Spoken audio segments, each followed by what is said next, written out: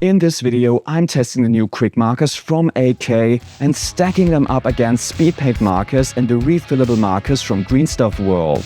Quick markers aim to rival the Army Painter and likewise promise maximum contrast in a single coat. However, there is one crucial difference: the design of the tips. Which marker technology comes out on top, or is it more flexible and cost-effective to simply fill empty markers yourself? I'll tell you in this video. So, for this comparison, I've prepared two trials. First, I'll put the quick markers to the test using a HeroQuest Skeleton Warrior. Second, I'll paint a Chaos Marauder with a Zenithal base coat in Slapshot style. For this, I'll use a combination of quick markers, Speedpaint markers and the refillable markers from Green Stuff World, highlighting the pros and cons of each marker type. And after that, you'll get my honest verdict on which marker I would recommend and which not, so you can find the perfect product for your needs. By the way, I'm Stahly from Tale of Painters. I've spent over 2 decades painting Warhammer and tabletop miniatures, and I made it my mission to review every new hobby paint range. I maintain this library of professional, hand-painted color swatches for you to download, the Stahly Swatches system. So I'm a real paint nerd, and with my channel I want to help you find the best miniature paints for your painting style and skill level. Because here's the truth: painting miniatures is so much more enjoyable when you find a paint that simply works for you. But now to the big marker comparison, and we'll start with the quick markers from AK. If you already know the Army Painter Speedpaint markers, there are some surprises here, so stay tuned. Okay, first a super quick overview, then we'll go testing. The quick markers promise maximum contrast in a single coat and contain AK's QuickGen paints in a brush tip marker. QuickGen are semi-transparent inks like Warhammer contrast paints or speed paint from the Army Painter. You apply them over a white or light primer, and through their special flow properties, the pigments collect on flat areas and especially in the recesses, creating a three-dimensional effect with just a single application. The quick marker range comprises 34 markers or colors taken 1-to-1 from AK's bottled QuickGen paints. The markers are available individually in themed 5-piece sets or a complete box. One marker contains approximately 1/3 of the content of an 18ml QuickGen bottle, and they're not refillable. Now, for the test, I've primed the Skeleton Warrior from the HeroQuest board game with white spray primer. Quick markers are transparent, so you need an undercoat. This doesn't have to be white, you can also experiment with other light colors. Before you can start, you first need to pump paint into the brush tip. To do this, you need to remove the cap at the back and press the pump button until the bristles are soaked with paint. Note that the quick markers are identical in construction to AK's play markers. The difference is that the quick markers are transparent, while the play markers use opaque paint. I begin by painting the skeleton's bones with bone brown. As with the bottled QuickGen paints, the pigments settle very well into the recesses, creating an instant shading effect. However, I'm facing a problem. I find it quite difficult to get the perfect amount of paint onto the model.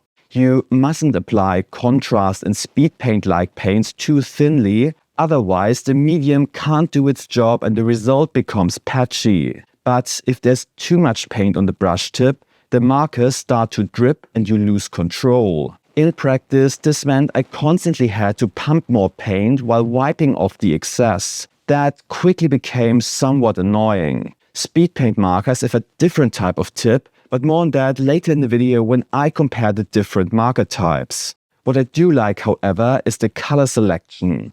Among the 34 colors taken from the QuickGen palette, there are many useful brown tones like light leather here, or wood, which I used for the dark leather and scythe handle. However, there are no metallic paints like you get with the Army Painter's Speedpaint markers, so I'm painting the blade with Wolf Blue Grey instead. And this is the finished Skeleton Warrior.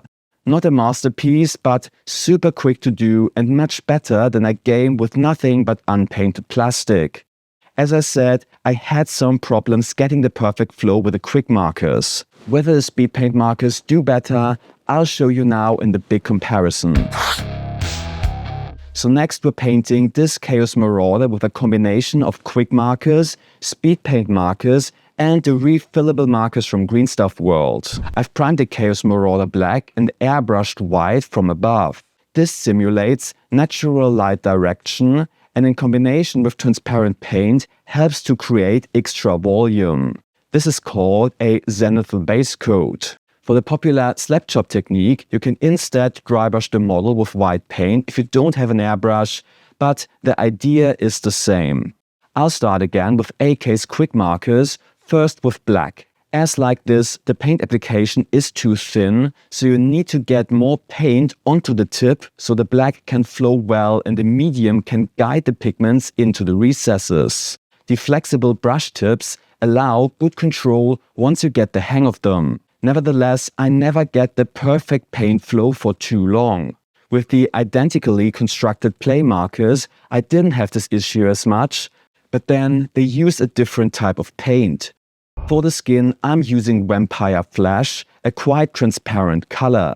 This lets a lot of the black-white gradient show through, creating a more dramatic effect than on a flat color primer. For the leather, I'm using Strong Grey, which has a significantly colder and more bluish undertone than on AK's color chart, so watch out for that. Pretty much all of the official paint range graphics deviate strongly from what the colors look like in real life, which is why I recommend my hand-painted color swatches instead. You can download the AK QuickGen color palette for free from Tale of Painters. You'll find the link below in the video description and comment section. I've marked which colors are also available as markers. My Stahly swatches system has the only color swatches with real hand-painted samples, professionally digitized and therefore cross-compatible between different brands. Never buy the wrong colors again, and if you want to compare colors even more easily, on my Patreon you can grab an extra large chart with all one-coat paints from the best-known brands like Contrast, Speedpaint, Express Color and QuickGen with similar colors grouped together. Of course, I also have swatches for regular acrylic paints like AK 3rd Gen or Warpaints Fanatic for you. So far so good, but now we want to make a direct comparison with Speedpaint markers. And as I mentioned before, there is one crucial difference. Instead of flexible bristles, you have classic tapered felt tip nibs here. Although you also have to pump the paint into the tip first with Speedpaint markers, once the nib is soaked, enough paint flows through so you don't have to keep pumping all the time. I find that so much more convenient. For the fur, I'm using hardened leather from the Army Painter. Personally, I like the selection of brown tones of the Quick Markers range slightly better, like wood here on the shield, but that's ultimately a matter of taste. Before I show you Green Stuff World's refillable markers, one last word about the different brush tip designs. There is one advantage that quick markers have. Should the paint dry on the tips, the flexible synthetic bristles can still be cleaned reasonably well with brush soap or even a paint stripper. This is crucial because quick marker tips can't be replaced, so you need to keep them in good shape. Speedpaint markers, on the other hand, once their felt tips have dried out, are very difficult to restore, which means you need to replace the tips.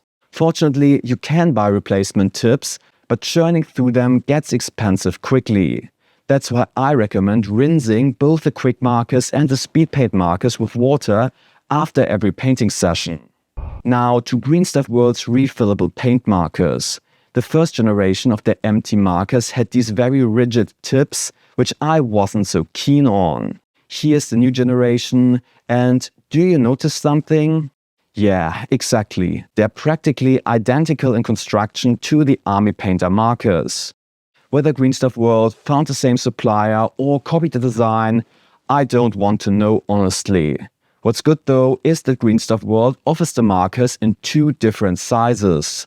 At size 2, the felt tip size corresponds to the Speedpaint Markers size, while size 1 is a bit thinner and thus super handy for smaller details. Both sizes come in 5 packs, which at $8 to $10 are comparatively affordable. Replacement tips are also available.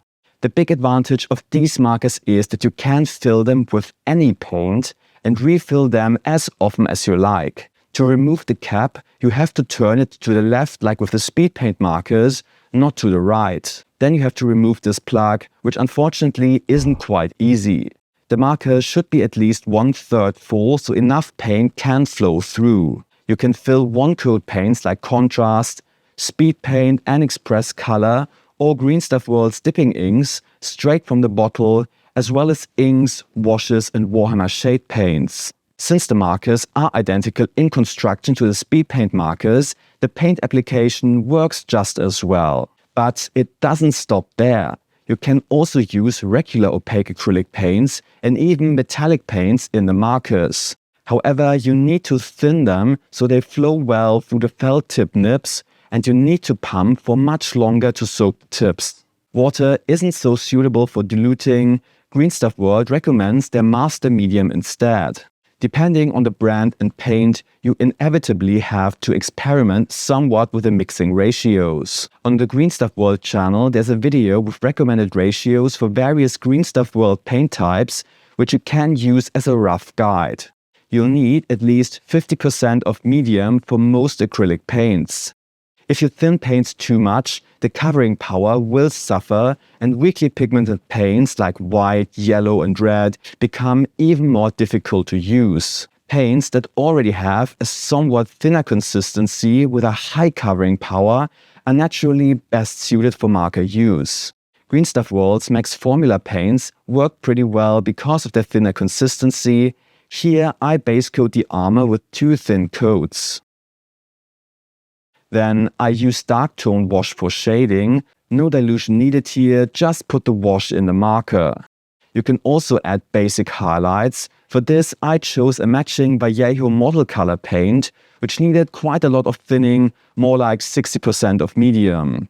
Pre-thinned airbrush paints like Vallejo Game and Model Air are also excellent because they're more fluid from the outset, so you need to add less medium and they contain some drying retarder, which means the felt tips dry out less quickly. Citadel aka Warhammer color performs okayishly, while I had the most problems getting an optimal consistency with thicker paints like Warpaint's Fanatic. For metallic paints, the recently released Vallejo True Metallic Metal paints do a great job. I tested these on the channel a while ago, so please subscribe so you don't miss any of my paint reviews. I'll help you find the best paints for your hobby so you don't have to make any more bad purchases. I'd also appreciate a like if this video has helped you so far. Now, with the silver dry, I bring out the marker with the black wash again to add more depth to the steel. And after painting the base, here is the finished Chaos Marauder, ready to plunder the old world. Also, get ready for my verdict, where I summarize all the pros and cons of each marker type and give you my personal recommendations.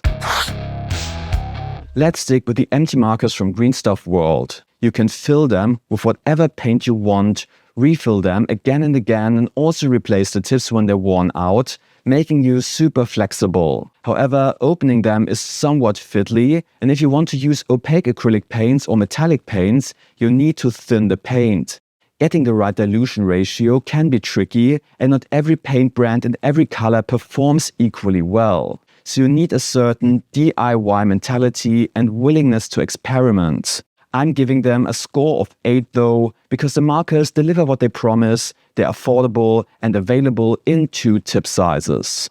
Now, to the quick markers. The paint itself is great, identical to the bottled AK QuickGen paints.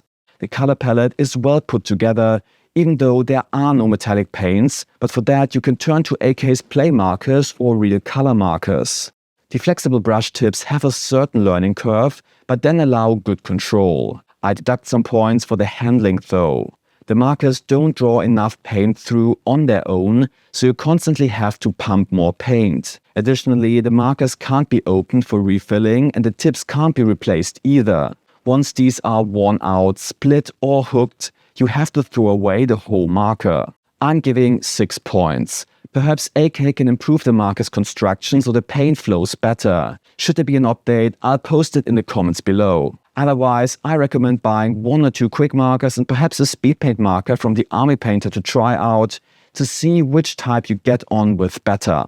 Because Speedpaint markers have these classic felt tip nibs instead of a brush tip, like you know from conventional markers. Although they also have a pumping mechanism, once the tip is soaked, the marker draws paint through quite well on its own. You can also open and refill the markers like Green Stuff World's identically constructed empties and replace the tips when they dried out or are worn out. What else you need to know with Speedpaint markers and what score I've given them, you'll find out in the video on the right, so watch this next before making a decision. Thanks a lot and happy hobbying!